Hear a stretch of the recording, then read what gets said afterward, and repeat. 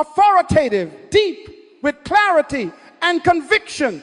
The pace is deliberate and impactful, drawing listeners into the depth of the message. His words are powerful, filled with compassion, and lead listeners to believe that transformation is not only possible, but certain if they follow the principles being taught. There is a sense of urgency mixed with hope and empowerment. Let me begin by saying something very powerful, something I need you to hear with your spirit. You may have fallen, but your story is not over. In fact, your greatest strength may come from the very fall that you are ashamed of.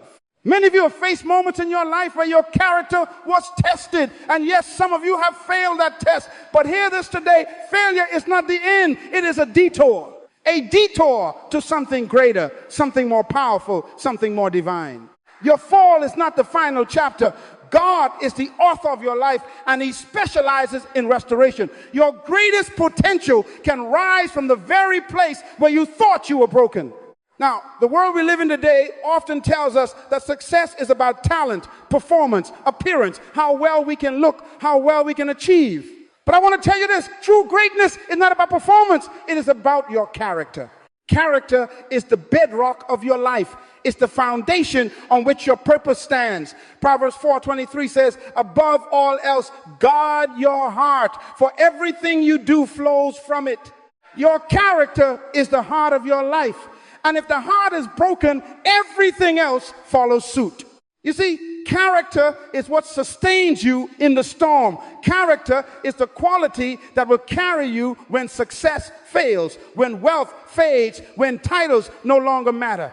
Character is who you are when no one is watching. It is the person you are when your reputation is not at stake. Your character is tested when you are alone, when the temptation to do wrong is at its highest, and when it feels like no one will ever know. And it's in these moments that God is watching. God is saying, will you remain who I created you to be when no one is watching? Will you stand on the principles I have given you, even when the pressure to compromise is all around you?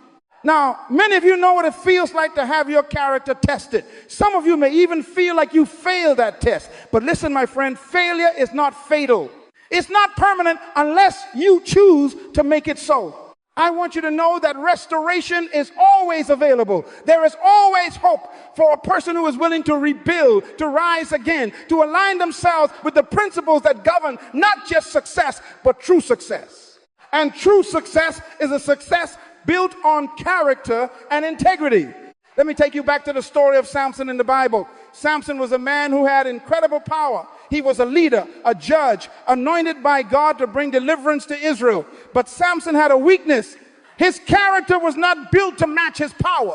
Samson's strength was visible, his abilities were undeniable, but his character, his integrity was compromised. Samson fell. He fell to temptation. He fell because his character wasn't strong enough to sustain the power he had been given. And as a result, he lost everything, his strength, his reputation, his position. But here's the part I want you to see. Samson did not remain down. In the darkest moment of his life, when he had lost his eyes, his position, and his identity, he turned back to God. He sought restoration. In his final act, God restored his strength. And he accomplished more in that moment than in all his previous victories combined. This is the promise of restoration. No matter how deep the fall, no matter how painful the consequences, God can restore you. If God can restore Samson, he can restore you. Your character, your integrity, and your strength can be renewed. Psalm 51:10 says, create in me a pure heart, O God, and renew a steadfast spirit within me. You see, character restoration is not just about fixing mistakes, it's about building a new foundation. A foundation that doesn't rely on external circumstances or external applause, but is built on the internal strength of who you are in God. This is what true leadership is about, leading from a place of integrity, a place of solid character. And today, I want to guide you through that restoration process. I want to show you that no matter where you are, no matter what you've gone through, you can rebuild. God specializes in rebuilding lives, and he is calling you to be a witness to that rebuilding process. So let's begin with this powerful truth. Restoration is a choice. It's a decision to move forward, to stand again and to rebuild what was broken. No matter what you've lost, no matter how far you've fallen, God is in the business of restoration. He is a redeemer. And just as he restored Samson, he can restore you. Your fall does not define you. The way you rise defines you. And today, we're going to learn how to rise stronger, how to rebuild our character, and how to walk in the full integrity that God has called us to walk in. When we talk about character, we are talking about the essence of who you are. Character is the foundation of everything you do in life, your relationships, your career, your leadership, and your legacy. Character is what sustains you when everything else is falling apart. It is what gives you the strength to endure, the integrity to make the right decisions, and the courage to stand firm in your convictions. But here's the issue. In today's world, we are often more concerned with how we look or how we perform rather than who we are on the inside. We're living in a culture that elevates appearances, external success, and immediate results over internal integrity, consistency, and honesty. But let me tell you something important. God is not looking at your outward appearance. He is looking at your heart, your character, and the foundation upon which you stand. 1 Samuel 16:7 reminds us of this truth. But the Lord said to Samuel, do not consider his appearance or his height, for I have rejected him. The Lord does not look at the things people look at. People look at the outward appearance, but the Lord looks at the heart. God is not fooled by appearances. He is not impressed by what people think of you. He is only impressed with your heart, your character, and the choices you make when no one else is watching. Now, let's talk about why character matters so much. Character is what gives you stability in times of testing. Let me ask you this. What happens when the storm comes? What happens when the pressure's on? What happens when you're faced with temptation or when you're in a season of great loss? If your character is not firm, if your integrity is not rooted deeply in the truth, you will crumble under pressure. Proverbs 12:1 says, whoever loves discipline loves knowledge, but whoever hates correction is stupid. There's wisdom in that. Discipline is a key element of character. You see, character is built in the quiet moments, in the small decisions you make every day.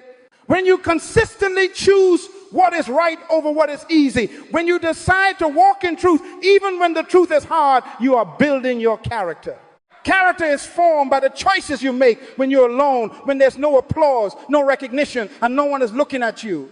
It's the integrity that holds you together when nobody sees the effort you put in. This brings us to a very important point. Character is the foundation of your influence. You see, people can be charismatic, talented, and gifted, but without character, they will not sustain that influence. Leadership without character is simply manipulation. We've all seen it before, leaders who are popular, who have the platform, who are gifted with great ability. But when their character is weak, when they lack integrity, they fall. We must understand that influence is only sustainable when it's built on a foundation of character. Let's take Joseph as another example. Joseph had the dream, the vision, the gift, and the anointing. But what kept him through the prison, the betrayal, the lies, and the waiting was not his talent, it was his character. He had to decide to hold on to integrity, even when everything around him seemed to be falling apart. Genesis 39:9 reveals the depth of Joseph's character when he was faced with temptation. How then could I do such a wicked thing and sin against God? Joseph chose integrity. And because of his integrity, he rose from the prison to the palace, from the pit to the purpose that God had for him. You see, character is tested in the pit, in the prison, and in the storm. It's easy to be a good person when everything is going well. But what do you do when your life is falling apart? What do you do when you are treated unfairly, when people lie about you, or when you're overlooked? That's when your true character is revealed. Character also gives you the ability to handle power. Power without character is dangerous. Power, influence, success, these are all things that many people desire. But if you are not rooted in character, that power will destroy you. Think about Samson again. He had great power, but without character, that power was his undoing. Character is the only thing that can protect you when God elevates you. Your character is what will sustain you at the top. Matthew 7:24-7 talks about building your house on a rock versus building it on sand. When the storms of life come, the house built on a rock stands firm, but the one built on sand is destroyed. Character is the rock that will hold you up when the storms of life come crashing down on you. So let's get this straight. Character is everything. It is not just about doing the right thing in public. It's about being the right person in private. It's about choosing integrity even when it costs you something. Character is not for show. It's for life. It's not about impressing others. It's about being impressed by God. It's about honoring God in everything you do, in everything you say, and in every decision you make. As we move forward in this message, let me ask you, what is your character built on? Is it built on the fleeting things of this world, money, fame, success, or is it built on the timeless principles of truth, integrity, and honor that God has established for us? God's call to you today is clear. Build your character on His word, on His principles, and you will never be shaken. As we continue our journey together, I want us to take a moment to examine the anatomy of a fall. The fall of a person in leadership, in character, or even in life is never sudden. It's not something that happens overnight. It's a process, a slow erosion that begins in small, seemingly insignificant choices. Often, people don't see the danger until it's too late, until they find themselves in a place they never imagined they would be. Proverbs 14:12 says, "There is a way that appears to be right, but in the end, it leads to death." In other words, the path to destruction is often paved with well-meaning choices that seem harmless at first. But they begin to compound, one decision after another, until they lead to a place of moral and spiritual collapse. It's a process. It's an erosion of character that happens little by little. Let me take you back to the story of Samson. A powerful man, a leader chosen by God, anointed with strength that no one else had. But Samson's downfall didn't happen in an instant. It wasn't the result of one mistake or one bad choice. No, his fall began long before he found himself in the lap of Delilah. It started in the little compromises he made along the way. Samson's first compromise was not with Delilah, it was with his own personal convictions. He allowed himself to be around the wrong people, to walk in places he knew were dangerous, and to make alliances that contradicted his calling. One compromise led to another, and before long, he found himself with no strength, no vision, and no future. What I want you to understand today is this: your character begins to erode when you begin to make small, hidden compromises. It might start with something simple. You lie just a little. You cheat just a little. You ignore the small voice of conscience just for a moment. It feels harmless at first. But let me tell you something. A small compromise is like a crack in a dam. It doesn't seem like much at the moment, but if you don't repair it, the pressure will build up and eventually the whole dam will collapse. Samson's next mistake was believing that he could control his weakness. He had a false sense of invincibility. This is a key point. Leaders, believers, people of influence, listen to me carefully. Don't ever get to the point where you think your character is bulletproof. Don't ever believe you are beyond temptation, beyond making mistakes, beyond needing God's help. Samson thought that his power came from him, not from God. And the moment you begin to rely on your own strength, you are at risk of falling. Now, let's bring this back to a practical level. You can't afford to neglect your character for even a moment. It's like guarding a treasure. You wouldn't leave a treasure unattended in an unsafe place, would you? You wouldn't let someone untrustworthy guard it for you. You must guard your character, protect your integrity, and be vigilant in every area of your life. Character requires constant attention. It's not something you can build and then forget about. It's something you nurture and protect every single day. James 1:14-15 warns us of the progression of temptation. But each person is tempted when they are dragged away by their own evil desire and enticed. Then, after desire has conceived, it gives birth to sin, and sin, when it is full grown, gives birth to death. This is the anatomy of a fall. It begins with desire, an unchecked desire. Then that desire gives birth to sin, and sin, when it is fully grown, leads to destruction. It's important to note that sin doesn't happen instantly. Sin is the result of a process that begins in the heart. It begins with a thought, a desire, an inclination that is not checked by the truth. If you don't guard your thoughts, they will take root in your heart, and if they take root in your heart, they will manifest in your actions. And then, as we know, your actions define your character, and your character will either sustain you or lead you to a fall. Let me pause here and ask you this question. What are the small compromises in your life today? What are the little things you've allowed to slip? Maybe it's a small lie here, a little laziness there, a lack of discipline in a certain area. No matter how small it seems, a small crack in the foundation of your character will eventually cause a collapse. You need to get to the point where you stop ignoring the cracks. You need to deal with them head on before they grow into something bigger. You can't wait until the pressure builds to the point where you have no choice but to face your issues. You must address them now. As we move forward, remember this. The fall of a leader is never sudden. It's a slow erosion, a gradual process of compromise that leads to destruction. But the good news is this. Even in the midst of your fall, God offers restoration. Samson's story didn't end with his fall. It ended with redemption, with him fulfilling his purpose and accomplishing more in his death than in his life. In your lowest moment, God is not finished with you. If you are willing to turn back to him, if you are willing to rebuild, he will restore you. That is the power of grace. That is the beauty of God's restoration plan. No matter how far you've fallen, no matter how deep the hole, he can bring you back, but you must first be willing to confront the cracks, confront the compromises, and rebuild your character on the solid foundation of his word. As we delve into the restoration of character, we must understand that integrity plays a critical role in this process. Integrity is the foundation of any successful restoration. It is not just about putting the pieces back together. It is about putting them back together the right way.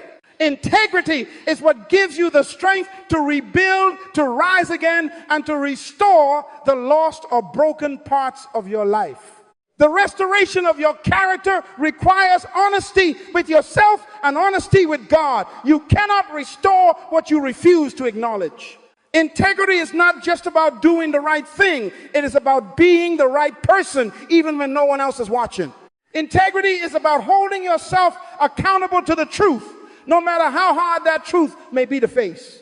Psalm 51:10 offers a powerful prayer for restoration. Create in me a pure heart, O God, and renew a steadfast spirit within me. This prayer is a cry for integrity, a cry for a heart that is pure, a spirit that is steadfast, and a soul that is unshaken by the winds of compromise. Integrity begins with a decision to turn back to God, to seek his face, and to ask him to cleanse us and restore us to what he originally intended. Now, the question is, what does it take to restore integrity in your life? Let me give you 4 key steps that are essential to the restoration process. 1, acknowledge the breach of integrity. The first step in restoration is to acknowledge the breach. You must admit to yourself where you have fallen short. This is not a time for excuses, for blaming others, or for justifying your actions. You have to come before God and say, Lord, I have failed. I have compromised. I have allowed things to slip in my life that are dishonoring to you. 1 John 1-9 assures us that if we confess our sins, he is faithful and just and will forgive us our sins and purify us from all unrighteousness. Forgiveness is the first step toward restoration. But forgiveness requires honesty. Without integrity in acknowledging our shortcomings, there is no true path to healing. 2, commit to change. After acknowledging where we have gone wrong, the next step is to commit to change. Restoration does not happen by accident. It happens by intentional effort. It requires a choice to do things differently. Commitment to change is an act of integrity.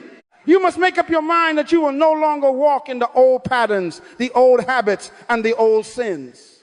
It is a decision to align your actions with your convictions, to walk the walk and not just talk the talk. In Luke 15, we see the story of the prodigal son, a man who squandered his inheritance in reckless living. But when he came to his senses, he didn't stay in his brokenness. He decided to return to his father and make things right. This is the power of commitment. Restoration requires you to make a decision to turn around, to walk away from the things that have broken you, and to return to your source, God. 3, build accountability. The third step in the restoration of integrity is building accountability. You cannot walk the road of integrity alone. You need people around you who will help you stay on track, people who speak truth into your life, and people who will hold you accountable to the commitments you have made. Proverbs 27:17 says, as iron sharpens iron, so one person sharpens another. You need a community of believers, a support system that will encourage you when you are tempted to compromise and remind you of your commitment to integrity. This is where we grow stronger. Accountability helps to keep you grounded in the truth and in your mission to rebuild your character. Without accountability, restoration can be a solitary struggle. But with it, you have the strength to move forward. 4, let your actions align with your new commitment. The final step is to let your actions align with your new commitment. Integrity is not just about what you say, it's about what you do. Your actions must reflect the changes you've made on the inside. If you are truly restoring your character, your behavior will be the proof. Remember, people will watch what you do, not just listen to what you say. If you say you have restored your integrity, but your actions don't line up, then your words are empty. True restoration of integrity is visible in your daily choices, your behavior, and your interactions with others. James 2:17 teaches us that faith by itself, if it is not accompanied by action, is dead. Similarly, integrity by itself, if it is not accompanied by actions that reflect honesty, consistency, and truth, is dead. Integrity is not just a moral belief, it is a lifestyle that is demonstrated in every decision you make. 5, trust in God's power to complete the restoration. Finally, understand that your restoration is not a self-generated work. It is a work that God himself initiates and completes. Philippians 1:6 says, being confident of this, that he who began a good work in you will carry it on to completion until the day of Christ Jesus. When you choose to walk in integrity and make the effort to restore your character, God is with you. He will give you the strength to walk this path, and he will complete the work he started in you. You don't have to rely on your own strength. God's grace is sufficient. His power is made perfect in your weakness. When you feel like you've reached the end of your ability to restore yourself, know that God's grace will carry you the rest of the way. As we move forward, let's take a moment to understand the profound impact that integrity has on leadership and influence. Leadership is not just about authority, title, or position. True leadership is about influence. It is about the power to guide, to shape, and to inspire others toward a vision greater than themselves. And what is the key to influence? Integrity. You see, people don't follow leaders because of their title. They follow leaders because of the trust and respect they have earned. And that trust is built not on skill, not on charisma, not on strategy, but on integrity. Leaders with integrity lead with credibility, and their influence extends far beyond their words. Their lives speak louder than their leadership titles. Matthew 5:14-16 says, you are the light of the world. A town built on a hill cannot be hidden. Neither do people light a lamp and put it under a bowl. Instead, they put it on its stand, and it gives light to everyone in the house.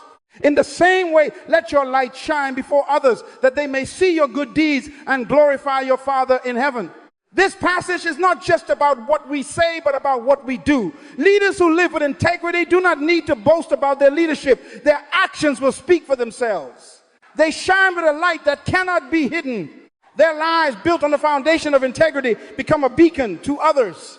Integrity creates trust in those who follow. When people see that your actions match your words, they believe in you. Trust is the currency of influence. And without trust, no leader can effectively lead. Trust is earned over time, and it is sustained by integrity. A person with integrity does what they say they will do. They are reliable, consistent, and above reproach. Let me show you how this works in practical terms. If a leader is known to bend the truth or take shortcuts to achieve success, people will begin to question their integrity. And as their integrity is called into question, their influence begins to wane. People may follow them for a time because of their position, but eventually that will fade and they will be left with nothing but a title. On the other hand, a leader who operates in integrity, who is honest, even when it costs them, consistent, even when it's difficult, and truthful, even when others are silent, will gain influence that goes beyond their position. Their integrity becomes their greatest strength. Consider Nehemiah in the Bible. Nehemiah was not a king, nor a prince, nor a military commander. He was a simple cupbearer to the king, but his influence was immense. Why? Because he had integrity. When he heard about the ruined state of Jerusalem, he was moved with compassion. He had a vision, but more importantly, he had the integrity to act on that vision. Nehemiah 2:2-5 tells us how Nehemiah responded when the king noticed his sadness. The king asked me, "Why does your face look so sad when you are not ill?" This can be nothing but sadness of heart. I was very much afraid, but I said to the king, "May the king live forever. Why should my face not look sad when the city where my ancestors are buried lies in ruins and its gates have been destroyed by fire?" Nehemiah's honesty, his integrity in confronting the truth became the foundation of his influence. The king, seeing Nehemiah's sincerity and integrity, granted him the authority to rebuild the city walls. This is the power of integrity. It opens doors that no position, no title, and no strategy can open. Integrity gives you access to the hearts and minds of people. Nehemiah's integrity made him trustworthy, and as a result, he was able to lead people to accomplish an extraordinary task. Let's bring this closer to home. How does integrity affect your leadership in your personal and professional life? Are you known as a person who can be trusted? Are you a person whose words align with your actions? Do you lead with the transparency and honesty that earns trust? If you want to lead effectively, start with integrity. Don't just focus on being the smartest person in the room, the most charismatic person, or the most skilled person. Focus on being the most trustworthy person. Focus on living a life that honors your word, your commitments, and your values. In leadership, integrity is the glue that holds everything together. Without it, everything will fall apart. It doesn't matter how skilled you are, how much vision you have, or how much talent you possess. If you lack integrity, your leadership will crumble. Psalm 78-72 says, "And David shepherded them with integrity of heart. With skillful hands he led them." Notice that integrity came first. Integrity was the foundation of David's leadership. His skills followed. But his integrity, his uprightness before God was what allowed him to lead the people with power and influence.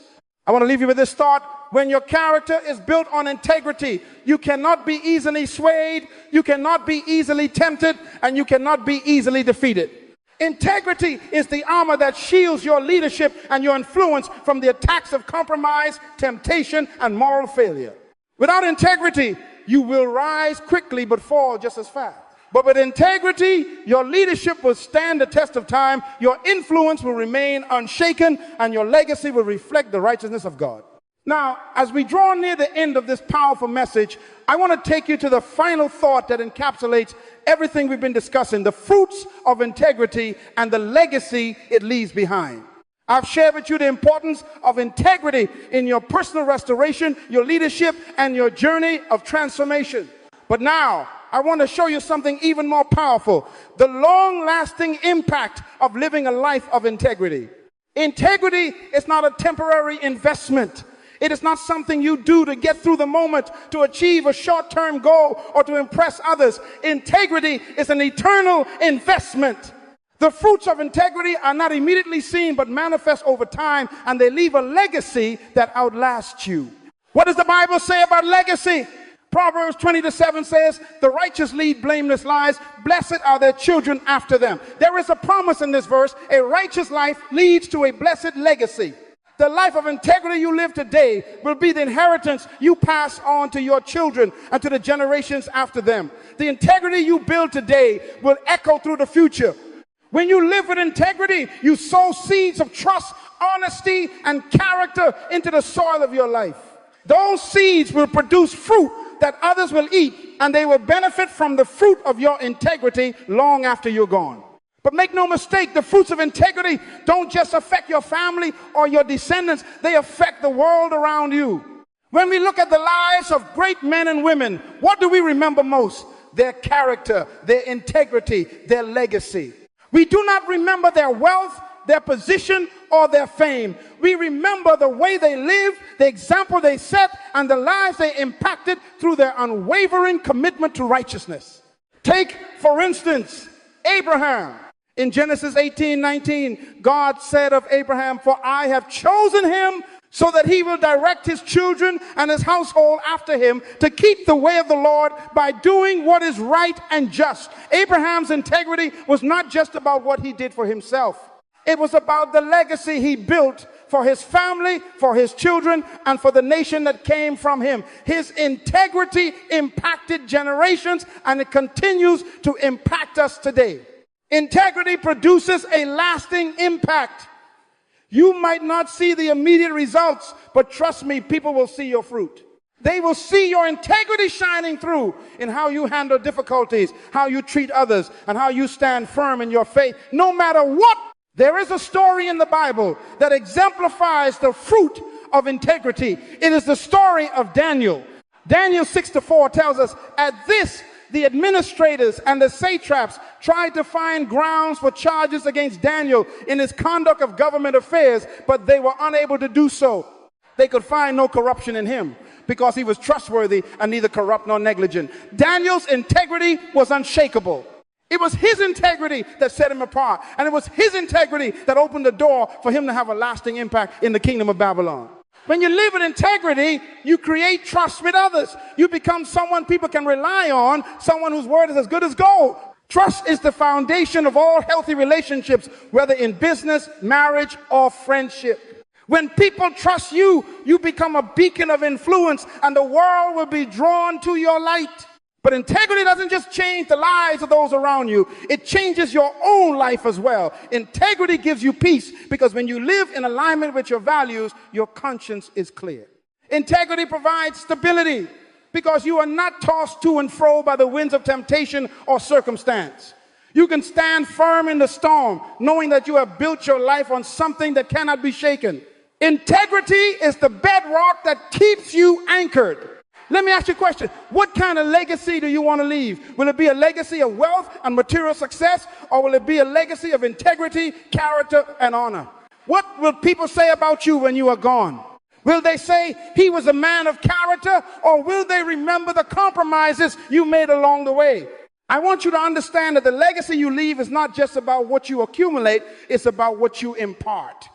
Proverbs 4:7 tells us, "The beginning of wisdom is this, get wisdom. Though it cost all you have, get understanding." The pursuit of integrity will cost you everything. Your pride, your reputation, your comfort. But the wisdom, the peace, and the lasting legacy that comes from it are priceless. Let me leave you with this final thought.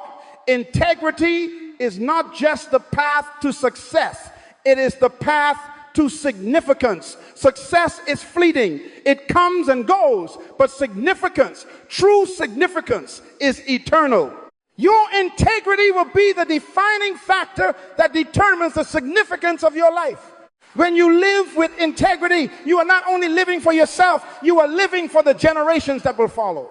You are laying a foundation upon which others can stand, and when they do, they will know that they are standing on something solid, something trustworthy, something that will never fail. That, my friends, is the fruit of integrity. Now that we've explored the fruits of integrity and how it creates a lasting legacy, let us delve into something even more profound, the power of walking in integrity through trials and adversity. I want to emphasize this point deeply. Integrity is not something that is proven in times of comfort, but it is tested and proven in times of struggle. It is in the face of adversity, in the storms of life, that integrity either holds firm or falls apart. Your integrity is truly revealed when things are difficult. The word adversity comes from the Latin word adversus, which means to face, to oppose, or to turn against. Adversity comes when we least expect it, and it often challenges our very foundation. But I want to say this clearly. Trials and adversities are not the enemies of integrity. They are the proving grounds where integrity is forged. It is in these moments that your character is purified and your true self is revealed. James 1:2-4 tells us, asterisk, consider it pure joy, my brothers and sisters, whenever you face trials of many kinds, because you know that the testing of your faith produces perseverance. Let perseverance finish its work so that you may be mature and complete, not lacking anything. Asterisk, what James is teaching us here is profound. He is not saying that we should rejoice for the difficulty itself, but we are to rejoice because trials produce something valuable in us. Trials have the ability to refine our character, to build our perseverance, and to prove that we are walking in integrity even when the storms of life hit us with full force. You see, my friends, integrity is not about who you are when things are easy. It's about who you are when the pressure is on. It's about remaining true to your values no matter the cost. When life knocks you down, when you lose everything, when your name is maligned or your reputation is under attack, will you still stand with integrity? That is the real question. Integrity is the decision to stand firm in your convictions, even when no one is watching and even when it seems like the whole world is against you. There is no better example of walking in integrity through adversity than Job in the Bible. Job was a man who lost everything, his wealth, his family, his health. In the midst of his deep sorrow and suffering, his friends came to him and said, Job, you must have done something wrong. You must have sinned for all this to happen to you. You must have compromised your integrity somewhere. But Job, in his heart of hearts, knew that he had not compromised. In Job 2-9, his wife even said to him, are you still maintaining your integrity? Curse God and die. But Job responded in Job 2:10, you are talking like a foolish woman. Shall we accept good from God and not trouble? In his most painful hour, when everything he had known was taken from him, Job chose to hold on to his integrity. He did not allow his circumstances to define who he was. His integrity remained unshaken, and in the end, God restored everything he had lost and even gave him more. This story is a powerful reminder that integrity is not about your circumstances, it's about your character. It's about who you are when you're in the fire, when everything around you is crumbling, when you lose your job, when your relationships are falling apart, when you're facing financial hardship. Will you still stand on the solid foundation of integrity, trusting in God's plan for you? Will you refuse to compromise your values for convenience, or will you hold firm, knowing that God will reward your integrity in the end? You might ask, Dr. Munroe, how can I keep my integrity when everything around me is falling apart, when I'm being tempted, when I feel pressure from all sides? The answer is simple. You must stay rooted in your purpose. Purpose and integrity go hand in hand. When you know why you are here on this earth, when you understand your divine assignment, you can endure anything. Purpose gives you the strength to say no to temptation and yes to righteousness. Integrity is your protection against the snares of the enemy. It is your shield when life tries to knock you off course.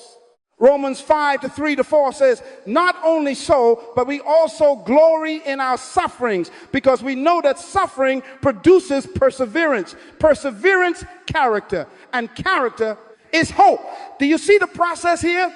Suffering produces perseverance, the ability to endure through tough times. Perseverance builds character, and character produces hope. Integrity is the anchor of your character. And when you endure through adversity with integrity, you develop a hope that does not disappoint. You begin to see beyond the moment, knowing that God is working something beautiful in you, even in the midst of the struggle. Let me give you another example of a man who walked in integrity through trials. Joseph. We all know the story of Joseph. He was betrayed by his brothers, sold into slavery, falsely accused, and thrown into prison. Yet, in all of his suffering, Joseph never lost his integrity. When Potiphar's wife tried to seduce him, he responded with the words, how then could I do such a wicked thing and sin against God? Genesis 39:9. Even in the prison, Joseph maintained his integrity, and in God's perfect timing, he was elevated to a position of great influence. Joseph's integrity through adversity led to his promotion, and not just any promotion, but a promotion that saved nations. Your integrity will take you to places that your talent cannot. As we conclude this section, I want you to understand this profound truth. God never allows a trial to come your way without purpose. Every trial you face, every difficulty is an opportunity to prove your character, to reinforce your integrity, and to become more like Christ. Integrity is about making the choice to do the right thing, even when it's hard. It's about holding on to your values and your convictions, no matter how fierce the storm is. When you stand firm in integrity, God will not only sustain you through the trial, but he will also elevate you to heights you never thought possible. Remember, it is the integrity that you build in the storm that will sustain you when you stand on the mountaintop. God will use your integrity to shape you into a vessel that can carry his glory. Stay faithful, stay strong, and never compromise. For those who endure with integrity, God will give a crown of life.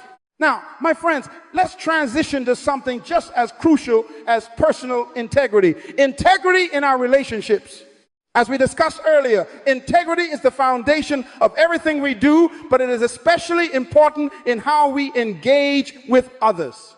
Integrity in relationships is what holds marriages, friendships, families, and communities together. It is the heart of connection. Proverbs 27:17 says, as iron sharpens iron, so one person sharpens another. Relationships are designed to sharpen us, to mold us, and to challenge us to grow. But this only happens when we build those relationships on a foundation of honesty, trust, and integrity. If there is no integrity, then the connection is weak and it cannot stand the test of time.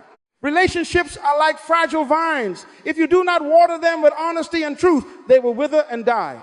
Integrity in relationships means that we are authentic and true to one another. It means that we don't wear masks or pretend to be something we're not. God calls us to be real with each other, to live with an openness that is grounded in truth. And this, my friends, starts with being real with ourselves. Before we can have integrity in relationships with others, we must first have integrity within ourselves.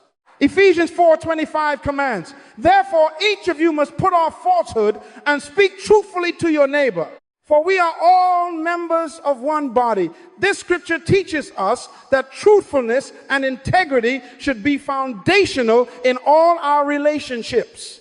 It is so easy to fall into the trap of lying or withholding the truth in relationships to avoid conflict, but honesty is what keeps the connection strong. A lie will always cause separation. Truth, however, brings healing and restoration. Look at Jesus Christ, our ultimate example. He walked in perfect integrity in every relationship he had. From his disciples to the crowds, Jesus was always consistent in his words and actions. He never compromised his character, even when faced with betrayal, misunderstanding, or persecution. His relationships were grounded in love, trust, and truth, and that is what we must model in our own lives. When Peter denied Jesus, it was not just a moment of failure in Peter's actions, it was a breakdown in their relationship. But even after that betrayal, Jesus did not let the relationship end. Jesus restored Peter, speaking truth to him, and in the end, Peter's integrity was fully restored. The depth of that relationship, despite the failure, was built on the foundation of forgiveness, truth, and love. Now, some may ask, Dr. Munroe, what happens if I am in a relationship where the other person is not walking in integrity? What should I do? Well, let me remind you that integrity is not about controlling others. It's about controlling your own actions and responses. You cannot control whether someone else chooses to walk in integrity, but you can control whether you will. Let me say this clearly. Integrity in relationships is not about perfection, it's about consistency. Yes, people will fail, we will fail, but true integrity means being willing to reconcile, to admit when we are wrong, and to never give up on one another. It means being willing to fight for the relationship, to stay truthful even when it's hard, and to always be dependable. Matthew 5:37 says, let your yes be yes and your no, no. Anything beyond this comes from the evil one. Integrity in relationships means that we keep our word. If we say we will do something, we do it. If we say we will be there, we show up. Our word is a reflection of our character, and when we are consistent in our words and actions, we build trust and strengthen the bond. I know that relationships can be challenging, especially when people are imperfect, but I want you to remember this truth. A relationship built on integrity can withstand any storm. It may bend under pressure, but it will never break. Love, honor, truth, and respect. These are the cornerstones that build strong relationships. Without them, the foundation is cracked and it will not stand the test of time. But with them, you will experience the depth of connection and the power of unity. Now, let us turn our hearts to God's view of relationships. In the family, integrity is the foundation of love. In marriage, integrity is the key to unity. In the church, integrity is the glue that holds the body together. Relationships are not always easy, but when they are founded on integrity, they will be restored, renewed, and rejuvenated. I want to challenge you to examine your relationships today. Are you walking in integrity with those you love? Are you staying true to your word, staying committed to your values, even when it's difficult? If not, it's not too late to begin again. With God's help, you can restore your relationships and build connections that will last a lifetime. 9, conclusion. Living a legacy of integrity. In closing, I want to remind you of something that I've said before. Integrity is not a momentary choice. It is a lifestyle. It is the path that leads to success, fulfillment, and true greatness. It is the foundation upon which everything meaningful is built, and it is the legacy you will leave behind. As we've learned, integrity must be rooted in your heart. It cannot be faked. It cannot be built on the surface level. It must be cultivated in your innermost being, and it must govern every decision you make. When you choose to walk in integrity, you choose to live by God's principles, to trust in His plan, and to stand firm no matter what. You may face challenges, disappointments, and betrayals, but remember that your integrity will sustain you. You may find yourself at a crossroads, wondering if it's worth it to stay on the path of righteousness. But I assure you, the rewards of integrity far outweigh the temporary gains of compromise. God will never forsake those who walk in truth. Your integrity is your legacy, and it will outlast the temporary struggles of this world. I leave you with this powerful truth from Proverbs 11:3. The integrity of the upright guides them, but the unfaithful are destroyed by their duplicity. Let your integrity guide you.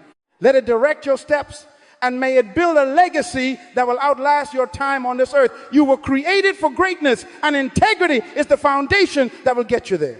So, as we conclude today, I encourage you to go forth with strength, knowing that you carry the power of integrity in your heart. Live each day with purpose, live each day with truth, and live each day in alignment with God's will. And your legacy will speak for itself. May God bless you and keep you strong as you continue to build a life of integrity. Amen.